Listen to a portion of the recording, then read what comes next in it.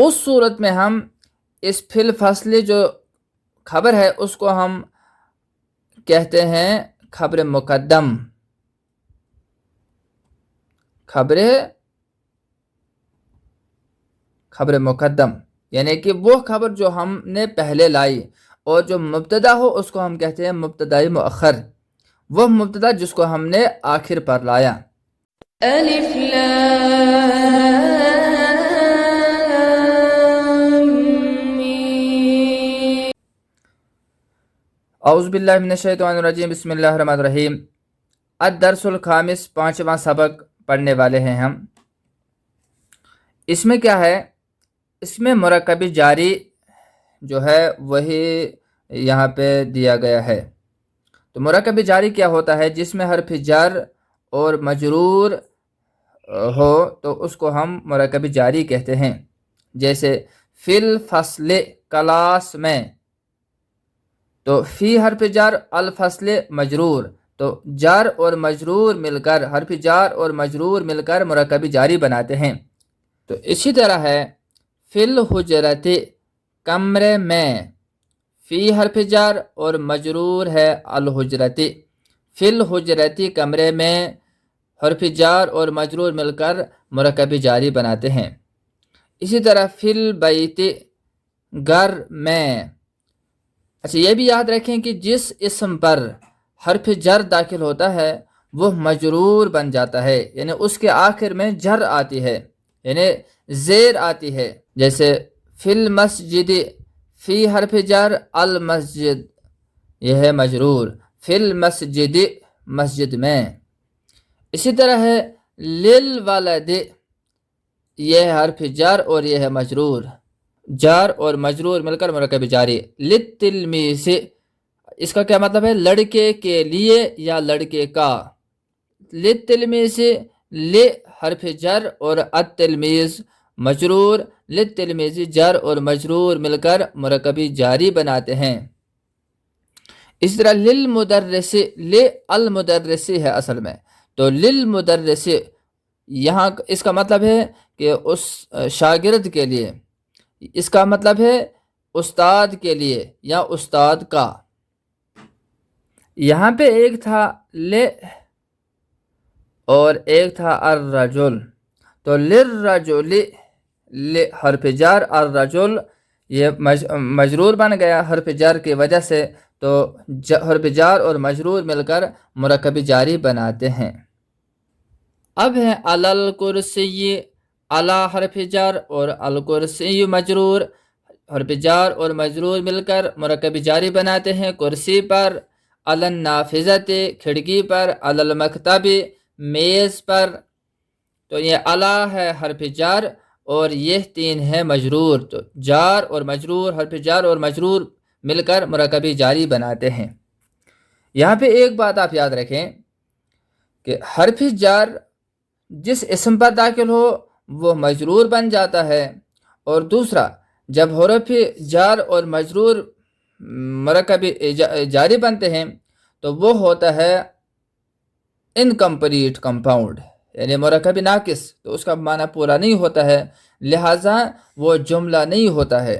کہ جملہ ہوتا ہے مرکب تام، مرکب ناقص ہوتا ہے وہ جس کا معنی کمپلیٹ نہیں ہو. جیسے علل کرسی، کرسی پر، تو کرسی پر کیا ہے یہ پتہ نہیں ہے. اب آگے ہیں فی الفصل تلمیذ، اب یہ مبتدا اور خبر بنے گی. فی الفصل کلاس میں، تلمیذ شاگرد ہے، یہ بنے گا اب جملہ. اب جملے میں ایک ہوتا ہے مبتدا اور ایک ہوتا ہے خبر. اب یہاں پہ دیکھیں تلمیذ یہ ہے مبتدا اور فی الفصل ہے خبر.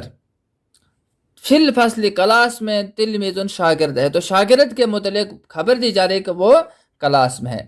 لیکن ہم نے یہ پڑھا ہے کہ مبتدا جو ہوتا ہے وہ معرفہ ہوتا ہے، لیکن یہاں پہ مبتدا معرفہ نہ اس پر الف لام ہے اور نہ یہ کسی کا نام ہے، تو یہ معرفہ نہیں ہے، یہ نکرہ ہے. اب یہاں پہ ایک قاعدہ اپلائی کرنا ہے ہمیں. اب یہ یاد رکھیں کہ جب بھی جملے میں مبتدا نکرہ ہو اور جو خبر ہو وہ جار مجرور ہو، یعنی مرکب جاری ہو، یعنی جب جملے میں مبتدا نکیرہ ہو اور اس کی جو خبر ہو وہ کیا ہو، وہ مرکب جاری ہو، تو ہم مبتدا کو بعد میں لاتے ہیں اور خبر کو پہلے لاتے ہیں۔ آئی بات سمجھ میں؟ ورنہ قاعدہ یہ تھا کہ مبتدا پہلے اور خبر بعد میں آتی ہے، لیکن جب مبتدا نکیرہ ہو اور جو خبر ہو وہ مرکب جاری ہو، یعنی اس میں مجرور اور جار ہو، حرف جار اور مجرور سے مل کر بنے، تو وہ پہلے اور تو ہمیں خبر پہلے اور مبتدا بعد میں لانا ہوتا ہے۔ اس صورت میں ہم اس فی الفصل جو خبر ہے اس کو ہم کہتے ہیں خبر مقدم، خبر مقدم، یعنی کہ وہ خبر جو ہم نے پہلے لائی، اور جو مبتدا ہو اس کو ہم کہتے ہیں مبتدائی مؤخر، وہ مبتدا جس کو ہم نے آخر پر لایا۔ دوسری مثال، علی الکرسی ولدن، کرسی پر لڑکا ہے، تو کرسی پر لڑکا ہے، لڑکے کی خبر دی جا رہی ہے، لڑکے کے متعلق خبر دی جا رہی ہے کہ وہ کس پر ہے، کرسی پر۔ تو یہاں بھی سیم از دا کیس، یہاں بھی ہے کہ ولدن لڑکا یہ تو نکرہ ہے، اور یہاں علی الکرسی جو خبر ہے وہ جار اور مجرور سے مل کر بنی ہے، لہٰذا ہم نے یہ جو خبر ہے یہ پہلے لائی اور جو مبتدا ہے اس کو ہم نے بعد میں لایا۔ علی الکرسی ولدن، یہ مبتدا مؤخر اور یہ خبر مقدم۔ اسی طرح علی النافذۃ، کھڑکی پر، ستارۃ، پردہ ہے، تو پردے کے متعلق خبر دی جا رہی ہے کہ وہ کس پر ہے، کھڑکی پر، لہذا خبر جو ہے جار مجرور ہے، اور ستارۃ یہ جو مبتدا ہے وہ کیا ہے، وہ نکرہ ہے، لہذا جب خبر جار مجرور ہو اور مبتدا جو ہے وہ نکرہ ہو تو ہمیں پہلے خبر لانی ہے، اس لیے ہم نے کہا علی النافذۃ ستارۃ، کہ کھڑکی پر پردہ ہے۔ اب یہی جملہ ہے لیکن اس طرح سے لکھا ہے کہ پہلے اس نے مبتدا لایا اور بعد میں اس نے خبر لائی، یہاں پہ پہلے خبر بعد میں مبتدا۔ تو جب ہم پہلے خبر لائیں گے تو اس صورت میں مبتدا جو ہے وہ نکرہ ہوگا اور خبر جو ہے وہ جار مجرور ہوگی، اور جب ہم پہلے مبتدا لائیں گے تو وہ ہوگا معرفہ۔ اب دیکھیں یہاں پہ معرفہ کی اس کی علامت کون سی ہے، وہ ہے الف لام، الف لام کی وجہ سے معرفہ ہے، تو مبتدا معرفہ ہے، آگے خبر ہے فی الفصل، مبتدا اور خبر مل کر جملہ اسمیہ بنا۔ الولد علی الکرسی، لڑکا کرسی پر ہے۔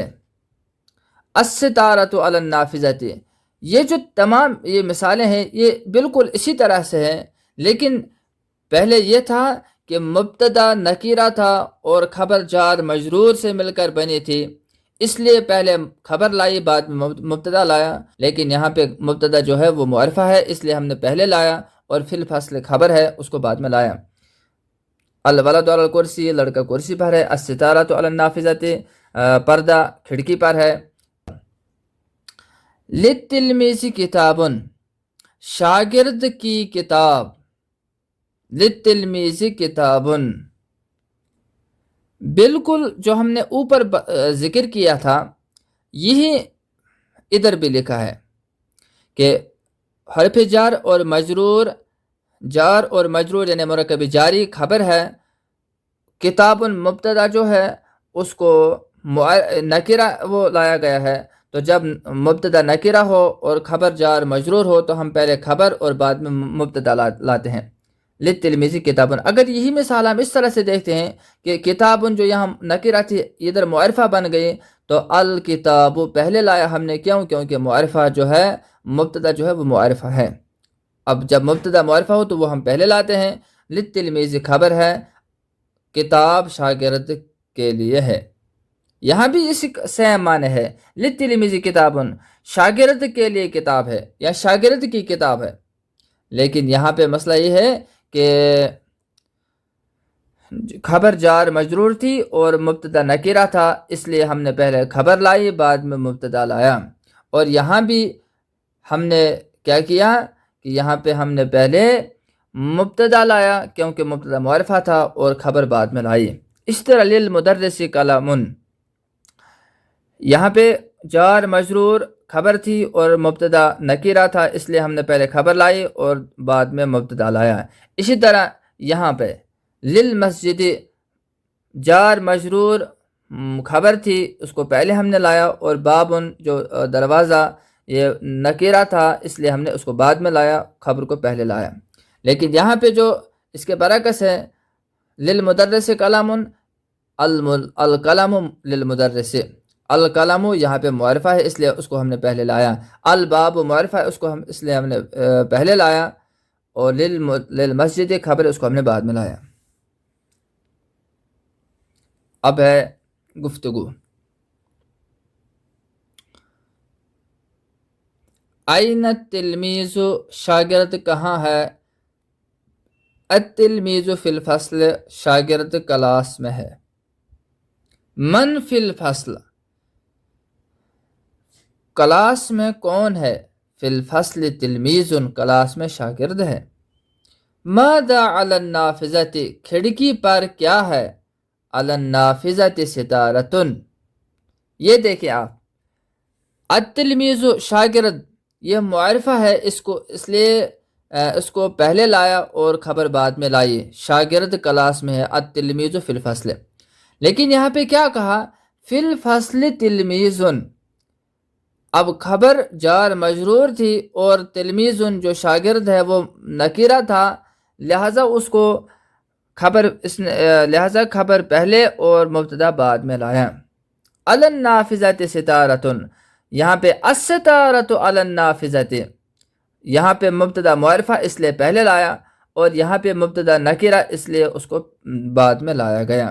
ماذا علی النافذۃ، علی النافذۃ ستارۃ، کھڑکی پر کیا ہے؟ کھڑکی پر پردہ ہے۔ این الستارۃ، پردہ کہاں ہے؟ الستارۃ علی النافذۃ، پردہ کھڑکی پر ہے۔